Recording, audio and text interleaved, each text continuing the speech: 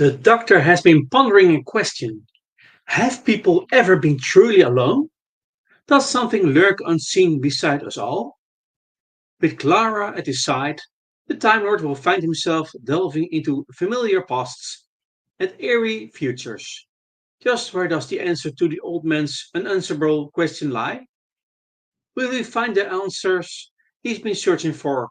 Or will his quest cost him his life this time? Welcome, friends and companions. How are you today? This is Enigmatic Joker, and this is a live stream now. Yes, on this time. Yes, how are you today?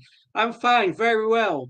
So, sci-fi fantasy fans and all sort of friends meet on this channel for fun chats about beloved books, movies, series, and franchises. We also talk about food and drinks, music and sport, and a special place on this channel for Doctor Who. Ooh, something like that. So this channel has multiple names. Yeah, you see my own name, but the work title is most of the time Renner Entertainment Channel. I regenerate regularly, so the name changes every time. Well, whatever. But most of the time it's Renner Entertainment Channel, and then random because we discuss everything that involves entertainment, including movies and series, books and music. We don't dive deep into things like religion or politics. These are not entertainment. We want to have fun, jokes, and humor on this channel. We want to make friends. And so, yes, and that's it. This is a friendly channel to make friends and to network. So random because we'll broadcast on non-fixed times, actually on many different times. That's the case with Doctor, who travels through time and space in his TARDIS in past, present, and future in different universes, in the universe, actually. There's also the case with Daniel travels through time and space. So you need to subscribe to this channel to know what time the broadcast is. And actually, yeah, we have different time zones in this world. So to meet as much people as possible, I do the live streams on different times. To meet you, actually, yes, to meet you. So random, also because we have no guests or different guests. It depends who wants to join me in a live stream or slash panel. If you want to join me in a live stream, feel to contact me via Discord server of the Random Entertainment channel. And you could put a comment under one of the YouTube videos of this channel, and we'll look what is possible. And what you also will find on this channel is some different playlists of different doctors' stories, the personalities, and the companions. So feel free to look at that. Actually, this is a sort of this channel sort of encyclopedia. So yeah, and we're building it. We're building it. We're building friendships and we're building stories. So you are invited to join me in a live stream panel to talk about Doctor Who. And also feel free to invite me for your channel. I also want to contribute to your channel. I'm available for that, for a live stream or panel to talk about the things you are interested in, my friends. So feel free to invite me for that. I'm available for that. So I want to contribute. So for the record, Discord server is called Random Entertainment Channel Tech Doctor Who. Invite me very quick on Discord because I bump the server regularly. So cheers, man, and have lots of fun. This is your host, Enigmatic Joker. And today we have a 12th Doctor story. Yes, yes, yes, with Peter Capaldi. And this story is called Listen. Listen very carefully. I say this only once. Oh, no, there's another thing. That's from Allo Allo. So put fasten your seatbelt. There we go. Some general info about the story. So, Listen was the fourth episode of Series 8 of Doctor Who. It explored a theory proposed by the Doctor due to past experiences, leading to some exploration of his childhood. As such, it gave viewers their first view of the Doctor as a child. This episode also marks the first appearance of Gallifrey since the Day of the Doctor. and featured glimpses of the Doctor as a young boy before he left Gallifrey. And the Day of the Doctor, that is special 50th anniversary special with 11th Doctor and a companion Clara, and also with the 10th Doctor David Tennant and the War Doctor John Hurt. Okay, we now dive into the plot. So, spoiler alert if you haven't watched and or listened to this story yet, I highly recommend you to do that, and otherwise you can listen further. So you can decide now what to do.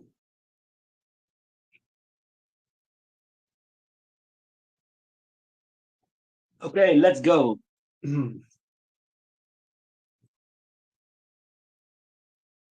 The 12th Doctor is meditating on top of his TARDIS as it hovers above Earth when suddenly he cries out, "Listen!" Back inside the TARDIS, he talks to himself and postulates why people talk out loud when they are alone. He hypothesizes that it is because people inherently know that they are not alone.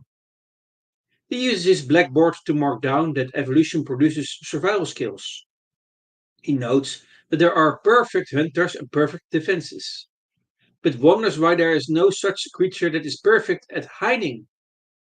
Placing down the chalk, he ponders that if evolution created a creature whose purpose was to hide, how would you know, detect, or sense it? Concerned, he asks out loud what the creature would want and what it would do, empathetically crying out to the dark, "What would you do?" He chuckles and turns around to see that the chalk he was using is gone, and it then falls to his feet.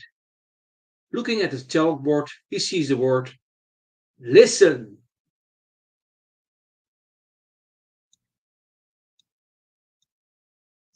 Clara Oswald is returning home from her date with Danny Pink, obviously distraught. Through flashbacks, it is seen that the dinner date has gone badly wrong. Danny becomes hostile when Clara makes a joke about him knowing about killing another person and points out that he has done things that have helped others. Clara apologizes throughout. He apologizes and explains that people like her get the worst of it. She grows defensive and insists that he's making presumptions about what she is like. Through the growing miscommunications, she storms out of the restaurant and Danny slams his head against the table after she leaves. Back at home, Clara's drinking tea before going to her bedroom. She finds the doctor has parked his TARDIS inside her bedroom. She asks why he has done this, and he says he thought it best to hide since he had a date. He notices that she is home early and asks if it went wrong, or if this is good by her standards. She admits that it turned out horribly, and she is upset. Disregarding her mood, the doctor insists he needs her for a thing. She says that she cannot, but he argues that she is free. She replies by stating that it is possible as he will soon get a phone call, hoping that Danny will call her. He tells her that it is too late for that, and she has already taken off her makeup. Though she argues that she has not, he ignores her and goes into the TARDIS. While inside, the doctor tells her his hypothesis about the possibility of a silent entity that always hides. Concerned, she asks the doctor how long he has been traveling alone, to which he responds, "Perhaps I never have." Clara studies the word written on a chalkboard, noting that it looks like his handwriting. He says that it is not possible that he wrote it and just forgot, to which he laughs and asks, "Have you met you?" Her attention wanders over towards a bunch of books and notes on a nearby desk. The doctor explains that he has been studying people's dreams and postulates that everyone has at some point in their lives had the same dream. In this dream, they wake up in their bedroom but feel as though someone else is there in the dark. While the dreamer tries to convince themselves that they must be alone, they are unable to shake the feeling that there is something in the room. And just when they almost, for 1 second even, successfully convince themselves that they're alone, they feel a hand grab their ankle from under the bed. The doctor says that he has a very obvious question, to which Clara quickly responds by asking, "Have you had that dream?" To banter over who asked the question and who should respond first, before Clara gives in and admits that she probably had that nightmare at one point in her life.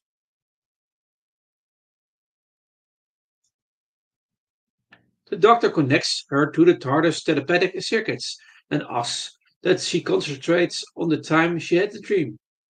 He explains to not break concentration and to remember when it was and how it felt, so that the TARDIS can log onto the correct data and location. While she is focusing, the mobile phone ring begins to ring. Her mind wanders towards Danny and him waving when she arrived at the restaurant earlier. The doctor insists that she not break her concentration and throws her phone aside.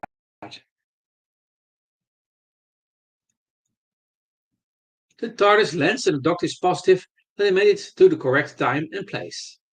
Clara is unsure as she admits that she got distracted.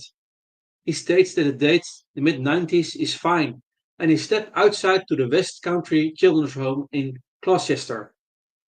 Clara states that she has never been to Gloucester in her life, nor has she ever lived in a children's home. The doctor ignores it, saying that she has likely simply forgotten. When Clara asks if it would be better to encounter her for herself, the doctor admits that it is potentially catastrophic and tells her to wait inside the TARDIS while he investigates. As he goes inside, Clara notices a boy inside staring out a window. He waves at her very similarly to the way that Danny did earlier.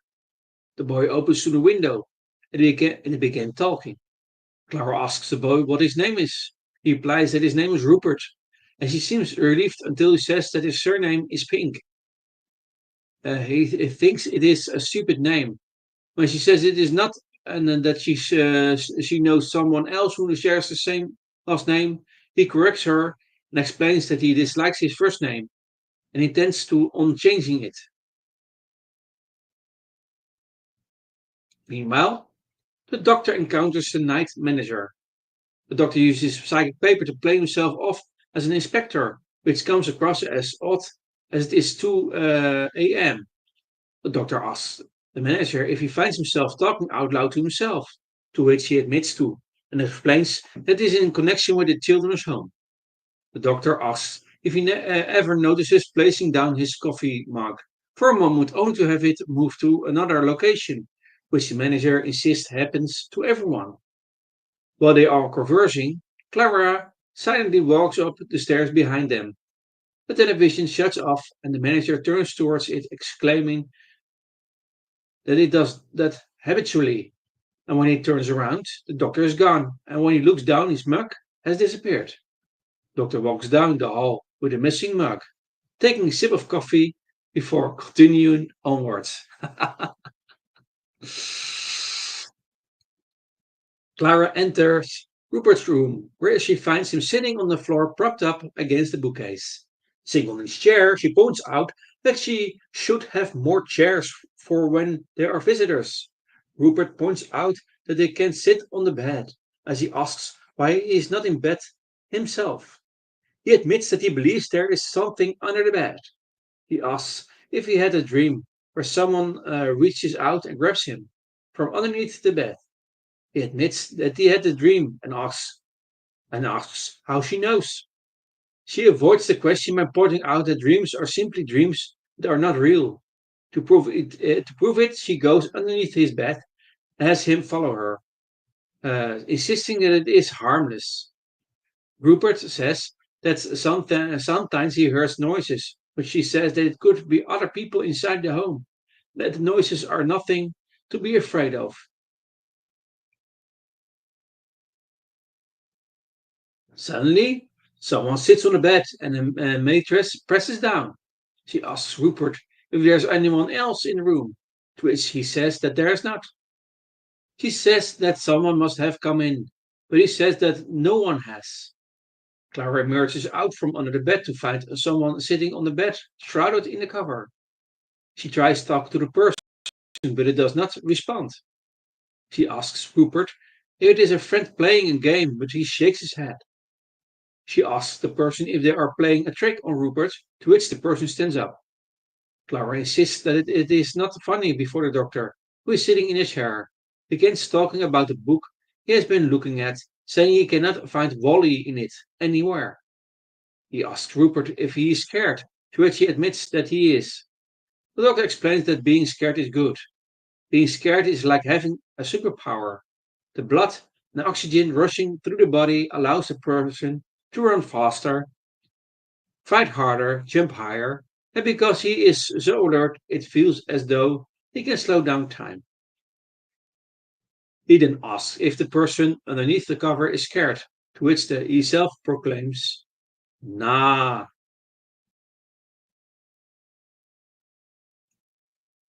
The doctor tells Clara and Rupert to turn their back to the person and look out of the window. The doctor postulates that it is either a friend playing a joke on Rupert or it is something else. When Clara asks if there is a plan, he addresses the person under the covers and requests that whoever is to leave in peace. He makes the promise that if the person leaves, they will not look. The person moves towards the trio, and Rupert turns his head momentarily before the doctor tells him to turn back around and for all three to close their eyes so as to prove that they will keep to their word and not to look. He makes them promise that they will never look. After a moment, the person leaves, taking the cover, and the three turn around.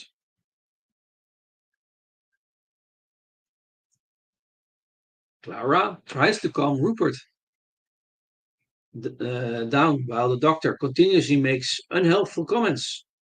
Eventually, she tells him to shut up. Clara finds a box of plastic toy soldiers and puts some of the small figures around the perimeter of the bed to guard Rupert. She grabs one, proclaiming it's the leader. But Rupert points out the figure is broken and has no gun. Clara indicates that it is so brave it doesn't need a weapon, which is why it is the boss. When she asks what the leader's name should be, Rupert replies, Dan. Dan the soldier man. Rupert asks Clara if she will read him a story to help him asleep. To which the doctor walks forward and begins, Once upon a time. Before placing a finger on Rupert's head and rendering him unconscious, saying, The end. Very short story. Very short bedtime story. Back inside the TARDIS, the Doctor asks Clara why they wound up there as the TARDIS was locked onto her timeline.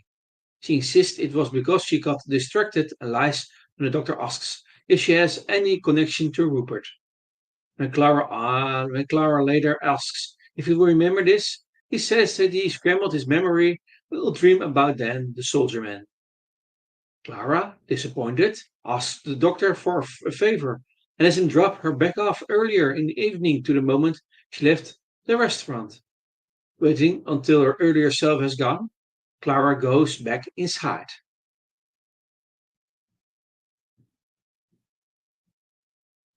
Clara and Danny apologize and Clara starts over by reintroducing herself.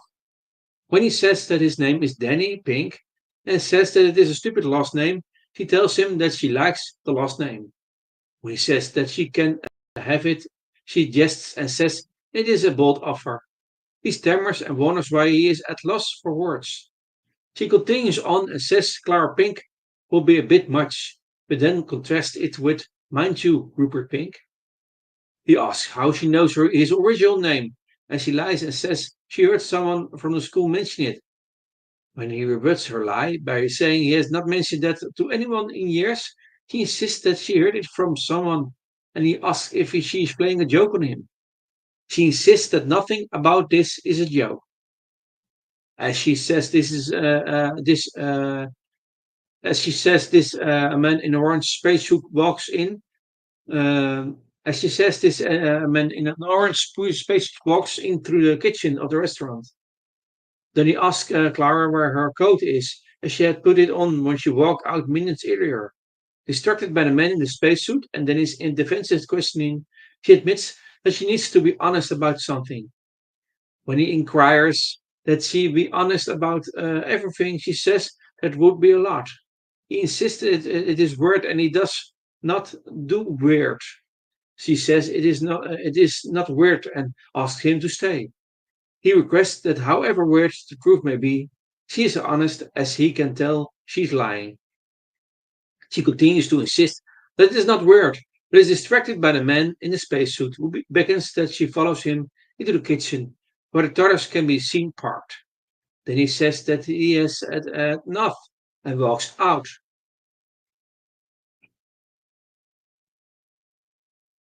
Clara follows the spaceman into the TARDIS and, leaving it is the doctor, scolds him for distracting her and creating further problems for her. The spaceman removes his helmet and she's surprised to see that the man looks like an older version of Danny. Doctor explains that he is Colonel Orson Pink and comes from approximately 100 years in the future. When Clara inquires how the doctor found him, he says that he reactivated trace memories left over from her subconsciousness, and the TARDIS brought him to the end of the universe where Orson had gotten stuck on an expedition where, when mankind meant to send a man through time by 1 week, he got sent to the end of time by mistake and had been stranded for 6 months.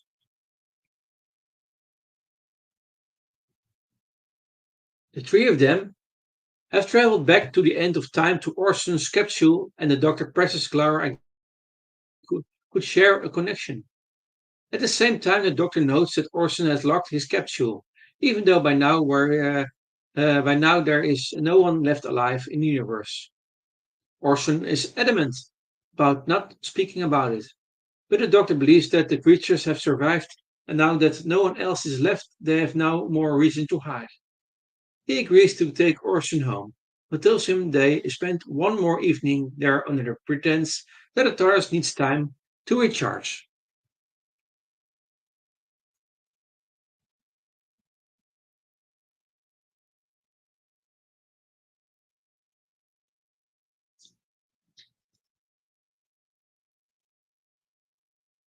Orson begins packing his belongings into the TARDIS, and he and Clara talk as she helps him. When she puts down his backpack, a package containing the toy soldier then falls out. Orson explains that it is simply a family heirloom that is meant to be passed down for good luck, expressing that it worked since it's actually been rescued. Clara advises him that when he gets home, he stay away from time travel. He says that time travel runs in the family, and when probed about what he means, he says that there were stories about his great grandparents. She presses him about what he means and why he asked her earlier if Clara knew who he was. He passes her the toy soldier in response. He states that was a family heirloom, to which he simply responds, yeah.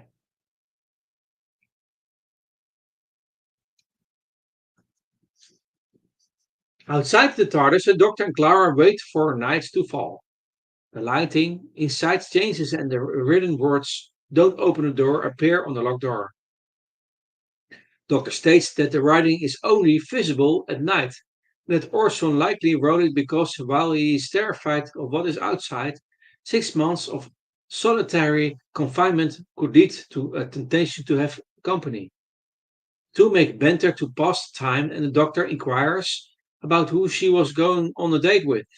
Their conversation is cut short by noises outside, including what sounds like a shriek. Clara asks the doctor for a comforting explanation. He says that that it may just be the hull cooling.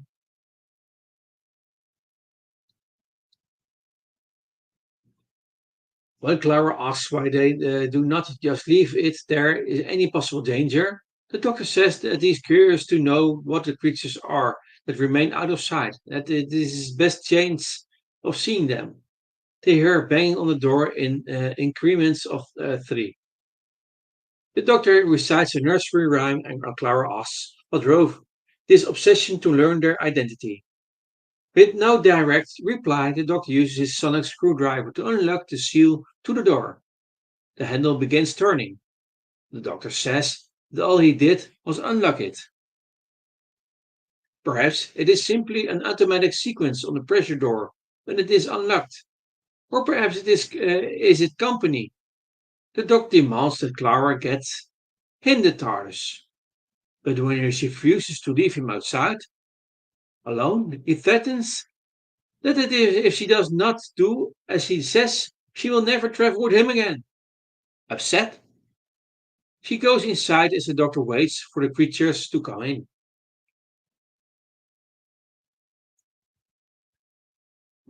From inside the TARDIS, Clara and Orson watch on the monitor screen to see what is taking place. The monitor begins to malfunction once the door opens, but it clears up enough to show that the doctor is holding onto the capsule's control console as the air shell has been breached. Orson steps out and rescues him. They place the doctor, who is unconscious, down on a chair and note that he has a bump on his forehead. Orson says that any amount of the debris could have done that, while Clara wonders if perhaps it was the creatures. Suddenly, there is movement at the doors of the TARDIS. Orson says it's probably the rest of the atmosphere escaping the ship. Clara says that Orson says probably a lot. Orson asks if anything can get inside, and with the doctor unconscious, she is uncertain. The closure bell sounds. Worried, Clara places her hand in the telepathic circuits and hopes that it will take them out of harm's way. As they launch, Clara notices that the doctor stares momentarily.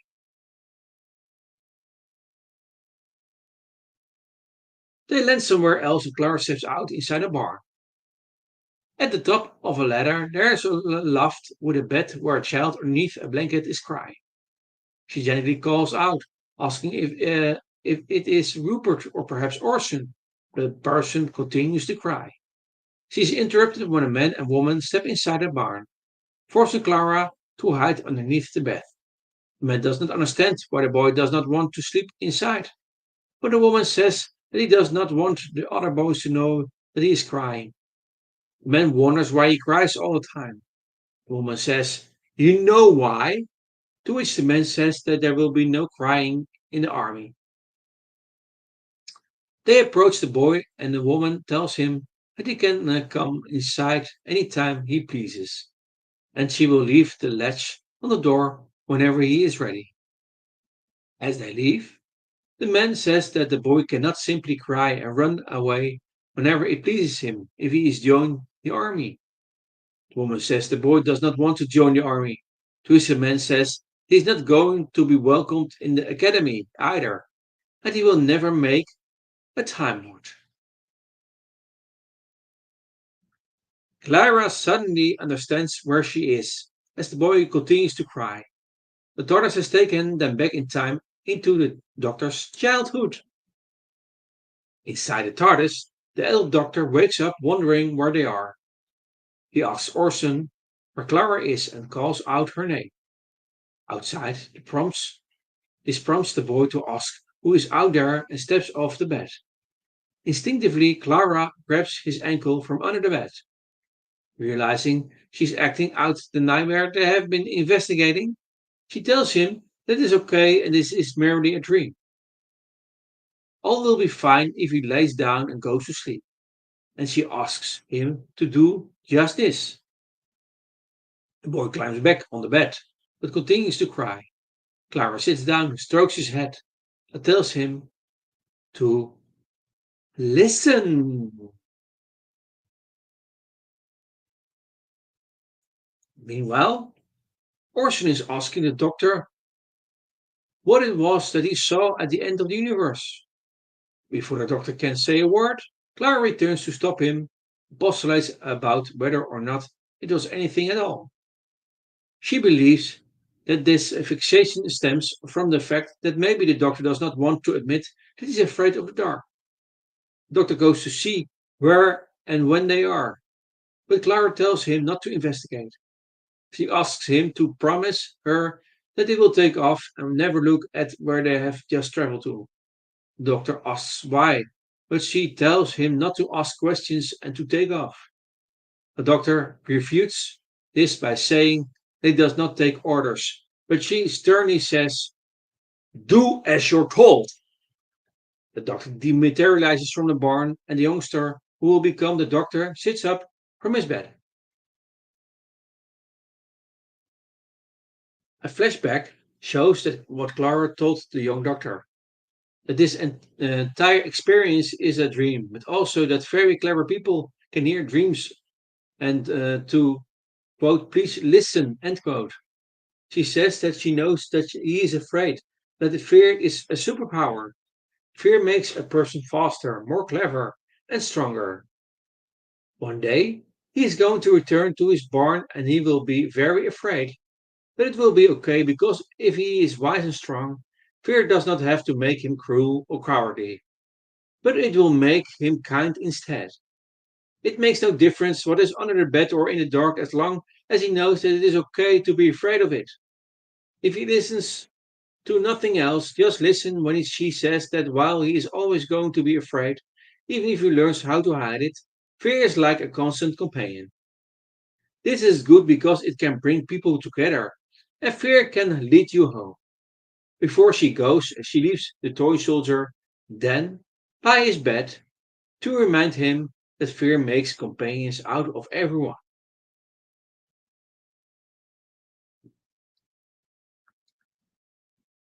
After Clara gives her speech to the young doctor, the two of them take Orson back to his own time.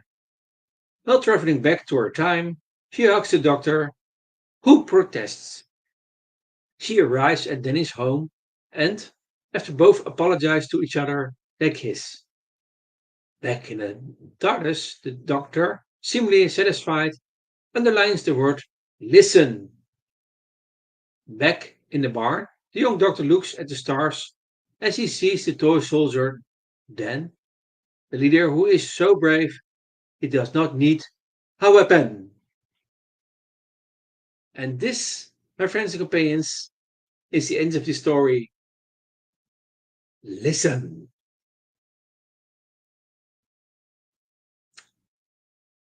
We'll name some cast members. The Doctor is played by Peter Capaldi. Clara is played by Jenny Coleman. Danny Plink is played by Samuel Anderson, and he also plays Orson Pink. Rupert Plink is played by Remy Gooding. Greg is played by Robert Goodman. The figure is played by Kieran Shaw. And the boy in Barn is played by Michael Jones. So, we'll have all cast members. Some world building in individuals. Three things. Courtney Woods is a pupil of both Clara and Danny. Second thing, Danny dug 23 wells and when he was a soldier. And third thing, individuals, is that Clara has three vanity mirrors. And then world building laws of time. That's the last thing. That is that Clara wonders if asking to be brought back in a recent past might break the laws of time. And she arguably breaks the first law of time by crossing her own timeline, though her earlier self is never made aware that she is being observed. Um,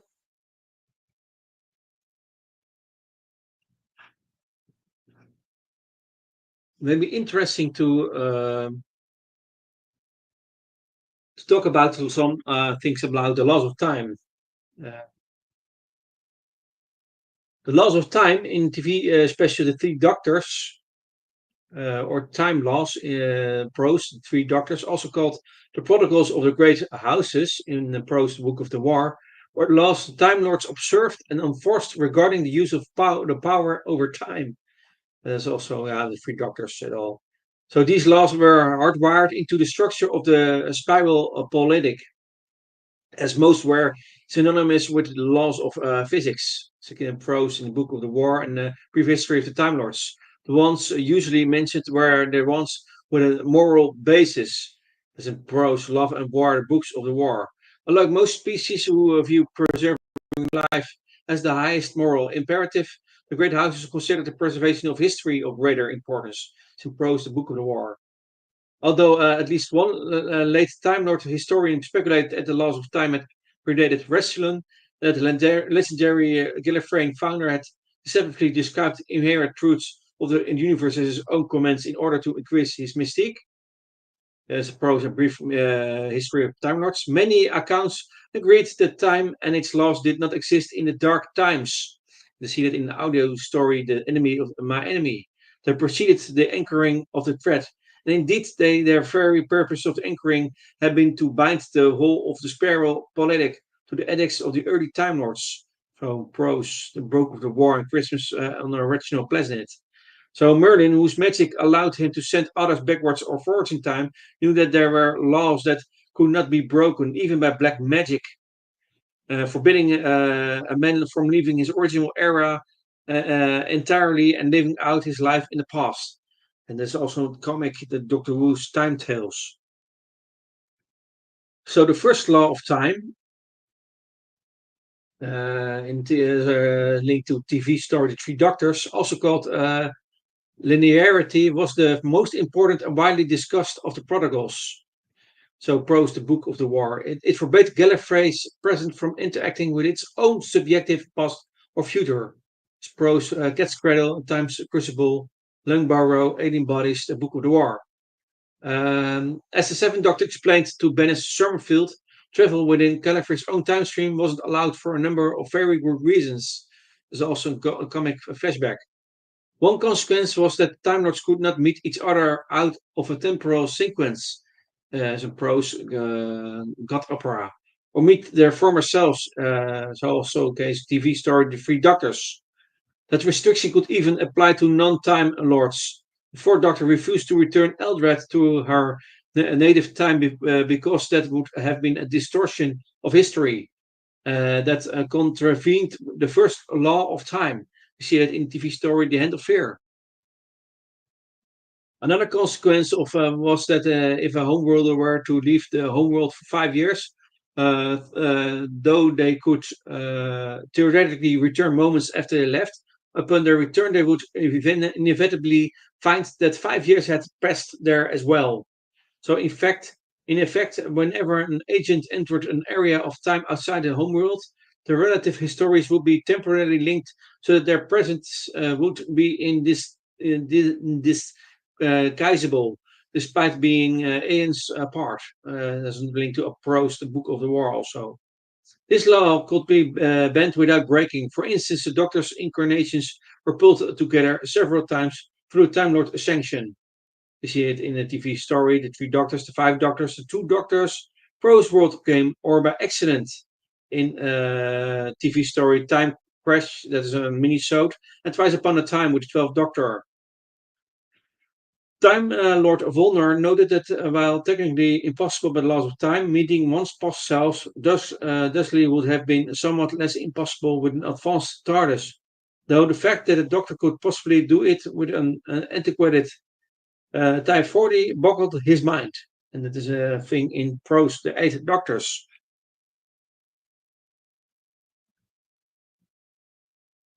So these are some case with the laws of time and the first law of time. There are other laws of time, but that is for another time. So this, the starting point was that in this story, listen, Clara wonders if asking to be brought back in a recent past might break the laws of time. and she arguably breaks the first law of time, actually, by crossing her own timeline, though her earlier self is never made aware that she's being observed. So, and we see later more explanation about this Clara, because the companion Clara is an interesting one. But that is for another time.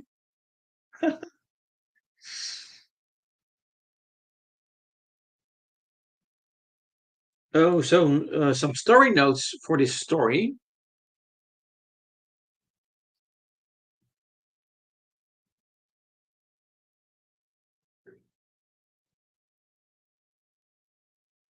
This episode marks the first instance the Doctor has been portrayed as a child in a televised series.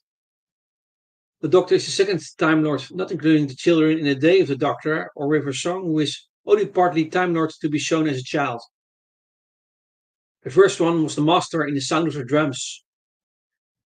Um, yeah, that is with the 10th Doctor David Tennant. And as a child, Doctor's face is kept in shadow. But director Douglas McKinnon later confirmed that he had instructed the hair team to style Michael Jones' hair to match a photograph of William Hartnell as a child. Second thing, Samuel Anderson appears as both Danny and Orson Pink, but was credited only as Danny Pink both on screen and in radio times.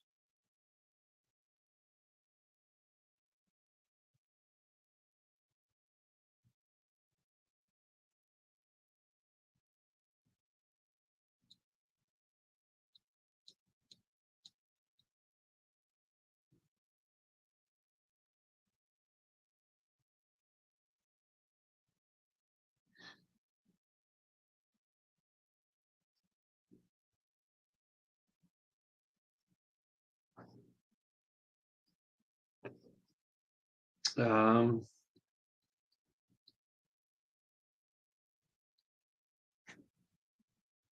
One of the interesting things is that one of Stephen Moffat's starting points was the question of how the Doctor occupied his time when he was alone.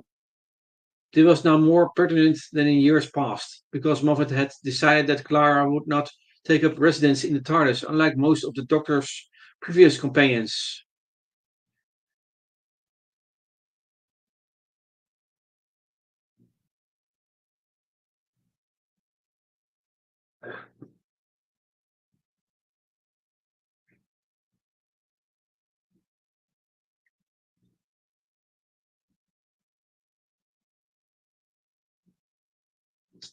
Okay, some other things.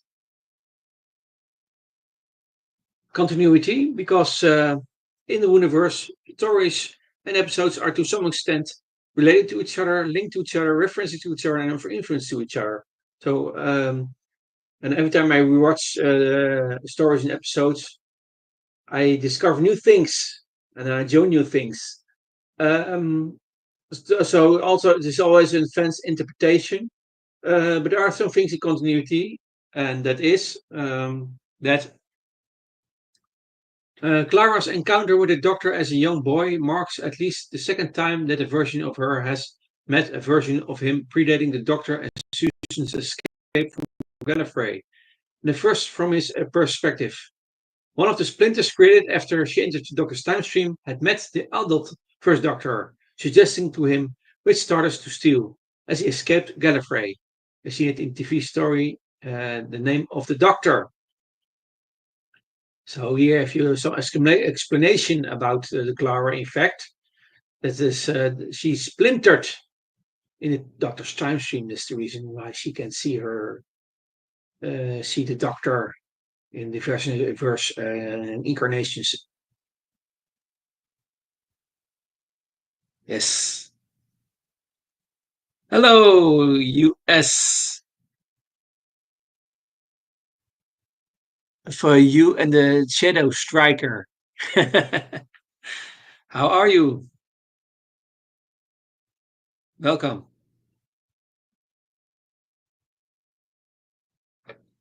So, yes, Clara is splintered through time and space in the Doctor's time stream. And can actually observe all things, and sometimes can Yeah, do some things to protect the doctor. Okay, bye bye, you and the Shadow Striker. Thanks for meeting you again. Thank you. So that's all of with the whole thing with the first law of time thing. Uh, One of the explanations is the splinters of Clara in the time stream of the Doctor. Second thing, the barn in which the young Doctor seeks a shelter is the same one the War Doctor goes to in order to activate the moment. This TV story, TV special, The Day of the Doctor. A third thing is that by removing the safeguards, the TARDIS goes farther toward in time than it normally would, and for exhibited in Frontios, with the fourth Doctor Tom Baker in Ethiopia with the tenth Doctor David Tennant. A fourth thing is that the Doctor has previously visited the end of the universe. That's in the audio story Singularity, The Judgment of Iskar, and TV story Utopia. A fifth thing is that the Doctor has met other humans who have experimented with time travel, most originating from farther in the future than Orson. We see in the TV story The Talents of Wen Cheyenne, and that is with the fourth Doctor, Tom Baker, and with companion Leela, and also with The Empty Child, that is with Ninth Doctor, Christopher Eccleston, and Hyde, also in Hyde. That is with the 11th Doctor, Matt Smith, and also with Clara, the companion. A sixth thing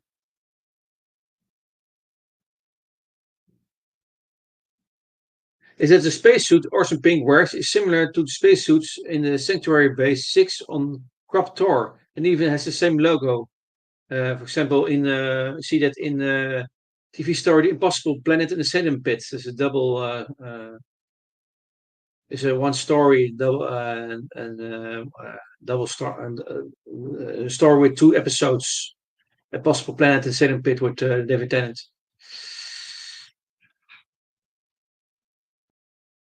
Another thing is that 12th Doctor, upon awaking in TARDIS, mentions some tyrants perverting the course of human history to Orson Pink, repeating the first word as the fourth Doctor in TV story Robot, who was describing events which had been experienced by the third Doctor, John Pertwee, in the Time Warrior.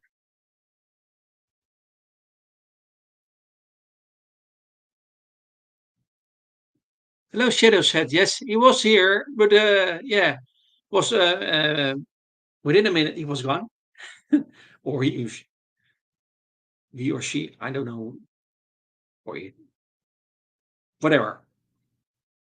So Shadow Striker is gone. Oh, so another thing is that the Doctor references being a father. In the that's in TV story, an unearthly child, the first Doctor Who televised story. In the story Fear Her, and the Doctor's daughter. That's what the 10th Doctor David Tennant.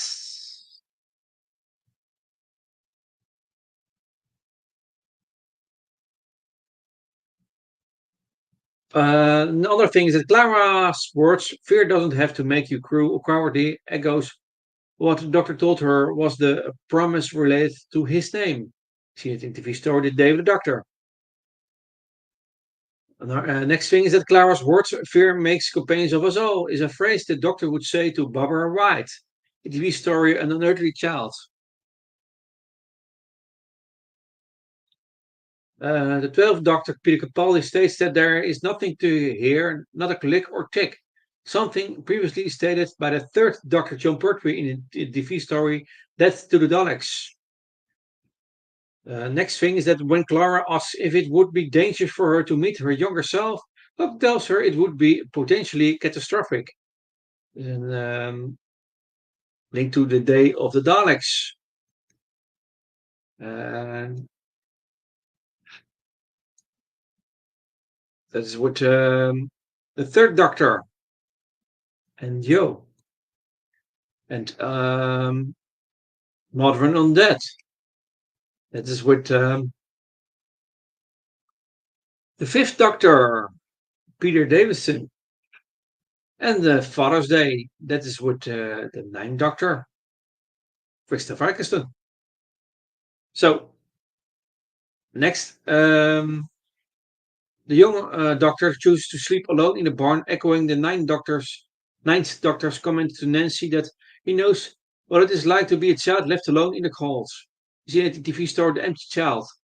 Madame de Pompadour also commented on his childhood loneliness when tenth doctor liked minds with her in the TV story The Girl in the Fireplace.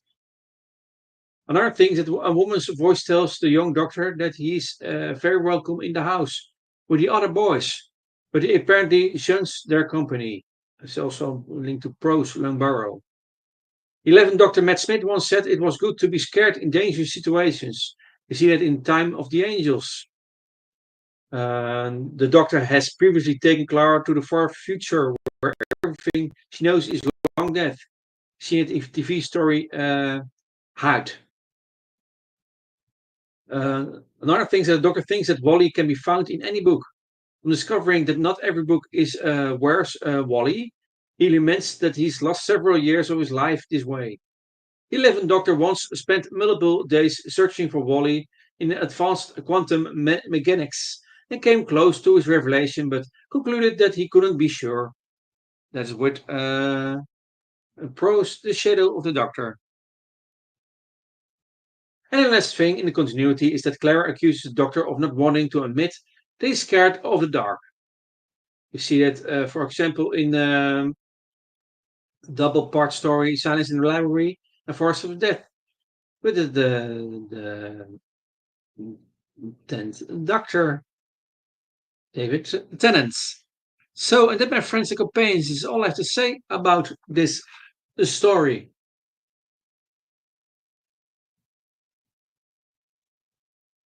So, it's now time to do the commercial. So, sci-fi and fantasy fans, all sort of fans, meet on this channel for fun chats about their beloved books, movies, series, and franchises. We also talk about food and drinks, music and sport, and a special place on this channel for Doctor Who, my most beloved sci-fi series. I will watch this series till eternity, forever and ever. Random, because we discuss everything that involves entertainment, including movies and series, books, and music. Random, because we broadcast on fixed times, actually many different times. You need to subscribe to this channel to know what time the broadcast is. Random also because we have no guests or different guests. It depends on what you join me in live stream or panel. If you want to join me in live stream, feel free to contact me via Discord server or YouTube, and we look what is possible. The Discord server is called Random Entertainment Channel Doctor Who. And also feel free to invite me for your channel. I'm available to contribute to your channel to talk about the things you're interested in. So feel free to invite me for a live stream panel. So cheers, mate, and have lots of fun. This is your host, Enigmatic Joker. So thank you, thank you, thank you. I'm looking forward to meet you. See you next time. Have a nice day, everyone. Bye bye. Bye bye.